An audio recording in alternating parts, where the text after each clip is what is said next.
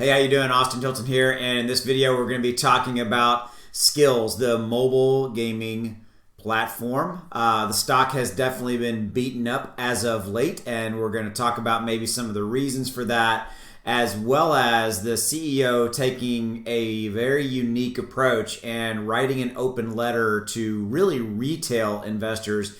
And we're going to be looking at that little piece of information today, as well as a quick look at the stock chart. So that's what we're going to be doing. So if that's of interest to you, stick around. I got some good stuff for you. Please remember that this video is for entertainment purposes only. And also, I don't say this enough, but just FYI, just a little bit about me. I'm a 30+ year stock investor. Been doing this for a long time, and I've created this YouTube channel for a very simple reason. I want to help you make more money in the stock market. I'm building a community here on YouTube where we can all kind of share and support each other, and that's what I really genuinely care about, is ultimately bringing you information on stocks, penny stocks, growth stocks, updates on major companies like Skillz, etc. And that's what my goal is, just to help you make more money. So if that's of value to you, stick around, consider subscribing to the channel, and please drop a like on this video if you get any type of value out of it, because that's my goal, is just to help you in any way, shape, form that I can related to making these videos for you. So let's do this. Let's go talk about and look at what's going on with the latest with Skillz. So real quickly, a real quick look at the chart. You can see that from a 6-month chart, the stock has absolutely just been pushed to pretty low levels. In fact, when I was looking at this before I started recording, almost we're close to December, like November, December, kind of before the run-up started levels, right? And so if you are bullish on this company long term and you think that fundamentally their business model and what their future plans are, every time I get on video, some part of me itches. It must be some kind of a weird thing. I don't know what it is, but it's strange. Usually it's my face, just FYI. Probably didn't care about that, but now you know. All right, long term, then this is absolutely a buying opportunity. I actually really like this company, and I'm very seriously thinking about adding some shares and taking a bullish position in this company. I think that what their position is and what's going on with them, I think long term, I think they're a great company. And so let's pivot now and look at this open letter.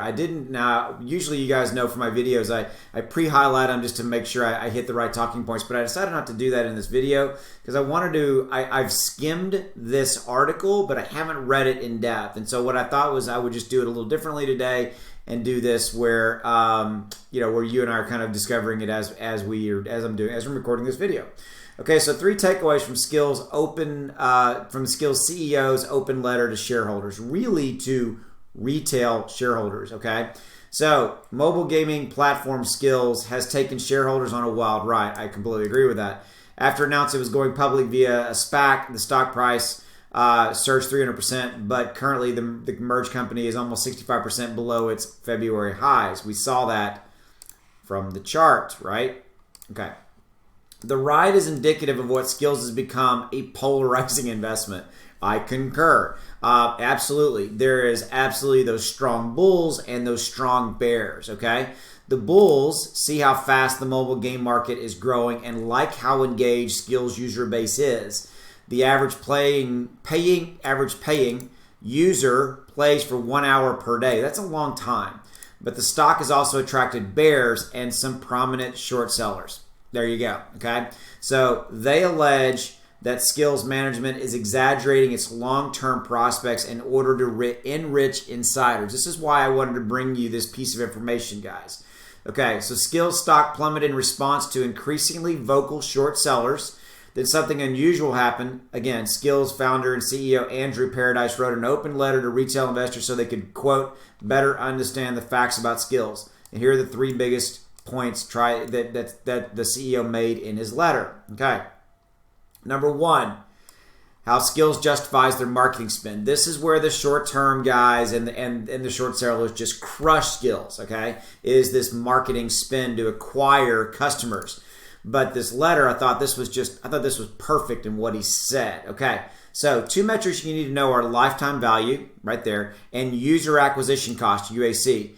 With LTV, lifetime value, companies measure how much revenue they can expect to generate from customers over a long period of time. Okay. With user acquisition costs, they measure how much it costs to get customers in the first place. Okay. If LTV exceeds UAC, it suggests that sales and marketing expenses are worth it. Okay, if you didn't get what I said, rewind, just redo. But that's an important baseline that I just set for you. Okay, so here we go. Skillz spends more to acquire users than it spends on anything else, which makes sense. In 2019, the company spent over 111 million on this line item, 93% of revenue. It's crazy high. In 2020, it spent almost 252 million on acquiring customers on UAC, which was more than the 230 million it generated in revenue. On the surface, this appears excessive and unsustainable. And this is what the short sellers and this is what those guys point at all the time related to Skillz, is that highlighted piece of text right there on the screen. Okay, so the CEO, Paradise, disagrees. Looking at LTV to UAC ratio, he pointed out that for every $100 that Skillz spent UAC, it generated $380 in revenue lifetime value from 2018 to 2020, a ratio of 3.8. Therefore, from management's perspective, its heavy spending is supported by the data. Okay, this is undoubtedly true when looking back. However, it seems a little bit less true recently. Okay, and you can kind of look at the chart and you can kind of get a feel for that. For what it's worth, Skillz appears to be growing monthly active users again after a drop in Q4.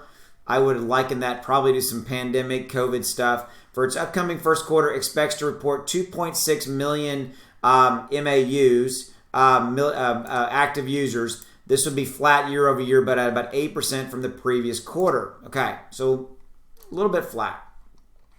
Number 2, in the letter, Paradise talks about this. Skillz has never lost a cohort. The LTV to UAC ratio Paradise presented is a 3-year metric. However, Paradise said it's worth noting that we apply a 3-year measurement period even though we've never had a cohort stop paying over the last 7 years and counting. This means that its MAUs are actually more valuable than the previously presented metric would have you believe. In Skillz annual filing, it gave a breakdown of what revenue generation has looked like for its 2016 cohort. And look at the numbers. Year 1, year 2, year 3, year 4, year 5. Look how the number is growing. Okay?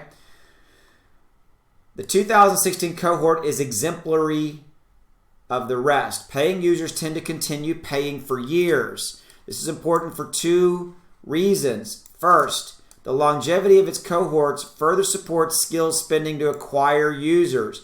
But secondly, this also seems to suggest that games on Skillz platform are addicting and engaging.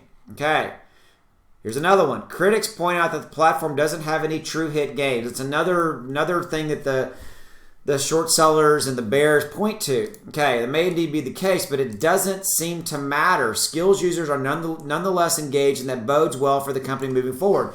What the short sellers want is they want it to have like these mega blockbuster games. Okay. And what's really seems to be going on here, guys, is that they've got a ton of games that all add up to this active user base, right? It's just a lot of games that just do good, but they don't have any massive, big, mega hits. Okay, to me, I like that. Sure, would I like them to have some mega, big hits? Absolutely. They've also got this. Massive base of games that are interesting, intriguing, and they get these people on and they stay on. Okay, so thirdly, the CEO pointed out that they have some intriguing growth ideas. Skillz refers to itself as an esports company, which may limit investors' imagination for how it will grow. I actually kind of agree with that. But Paradise gave investors some interesting ideas. First, he mentioned non-intrusive advertising. Remember that Skillz platform is ad-free. Remember, I've talked about that in previous videos. 16% of its 2.4 million are paid users. Perhaps Skillz could introduce advertising to monetize its larger non-paying user base. So he's mentioning that they're looking at that to add in some non-intrusive advertising, as he calls it. More intriguing, Paradise presented the idea of gamifying other industries and experiences. Some possibilities include education and fitness, pretty cool. This is an aspect that I certainly hadn't previously considered, and once introduced could significantly broaden the appeals of the Skillz platform. Remember, I'm going to point out one thing for you. Skillz doesn't develop these games. They go out and they find games and content that's already been developed. So in this scenario, if they can figure out how to gamify education and fitness, there are already games and apps and other technology, that are already out there that they can bring onto the Skillz platform. Okay, so that's just acquiring them and then bringing them on and then and then embedding them inside of the Skillz platform. Okay, conclusion. This article doesn't explore all concern with the Skillz investment today or the reasons why it could be a winner. There's just 3 important, points from the perspective of the Skillz founder. But don't neglect to do more research. Of course, do more research before you do decide to invest. So let's wrap up with a few final thoughts.